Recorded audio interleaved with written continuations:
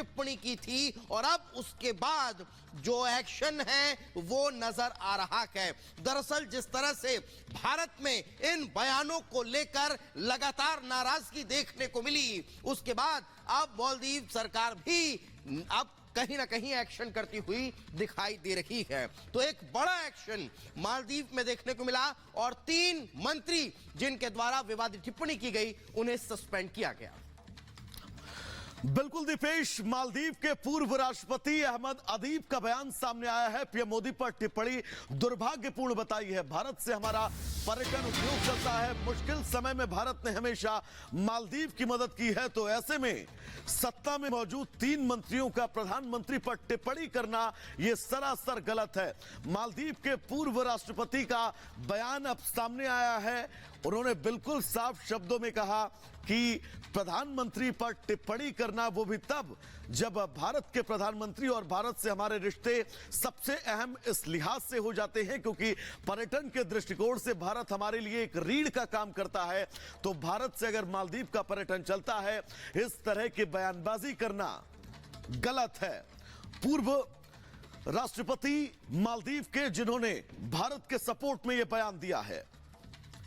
तो पूर्व राष्ट्रपति का ये बयान आपने सुना मालदीव के कि उन्होंने किस तरीके से कहा कि भारत से हमारा पर्यटन चलता है और ऐसे में यही देखिए, यही परिणाम जो है मालदीव को भुगतना पड़ रहा है कि इज माय ट्रिप ने सारी बुकिंग्स सस्पेंड कर दी है। मालदीव की सारी फ्लाइट्स सस्पेंड कर दी गई है।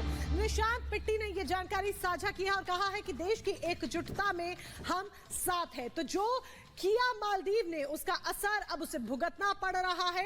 मालदीव का पर्यटन कहीं ना कहीं भारत पर निर्भर करता है और तमाम भारतीय इसका विरोध करते हुए नजर आ रहे हैं। इन बयानों का यही एक बड़ी वजह है कि जहां पर बॉयकॉट मालदीव सोशल मीडिया पर ट्रेंड किया, तो दूसरी तरफ एक्सप्लोर इंडियन आइलैंड्स भी ट्रेंड कर रहा है। और इसके साथ ही ईज माय ट्रिप कंपनी की अगर हम बात कर ले, जो कई तरह की बुकिंग्स के लिए बुकिंग्स करती है, टूरिज्म को सपोर्ट करती है और लोगों को सपोर्ट करती है कि वो किस तरह से उनका पूरा पैकेज बनाती है कि एक जगह से दूसरी जगह जाए। ऐसे में ईज माय ट्रिप जैसी बड़ी कंपनी ने सारी बुकिंग्स मालदीव की कैंसिल कर दी हैं, सस्पेंड कर दी हैं फिलहाल के लिए।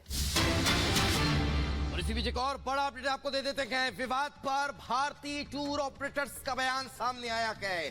20-25 दिन में बायकॉट का असर दिखाई देने लगेगा। विवाद के बाद से बुकिंग पर असर हो रहा है, तो अब असर जो है वो नजर आने वाला है। भारतीय टूर ऑपरेटर्स का यह बयान सामने आया कि जो बायकॉट है उसका असर 20 से 25 दिनों में दिखाई देने लगेगा। विवाद के बाद बुकिंग्स पर असर हुआ है, यह असर अब आपको धीरे धीरे नजर आएगा। क्यों? क्योंकि जो बुकिंग्स हैं वो अब कैंसिल को रखी गई और उसका सीधा असर दिखाई देने वाला है 20 से 25 दिनों में।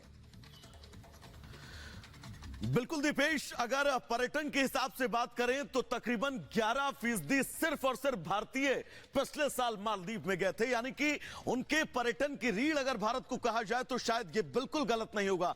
लेकिन मालदीव के मंत्रियों का प्रधानमंत्री के खिलाफ बयान देना अब मालदीव को महंगा पड़ रहा है। इतना महंगा कि दबाव पड़ने पर अपने 3 मंत्रियों को आपको बर्खास्त करना पड़ गया। रिपोर्ट आपको दिखाते हैं।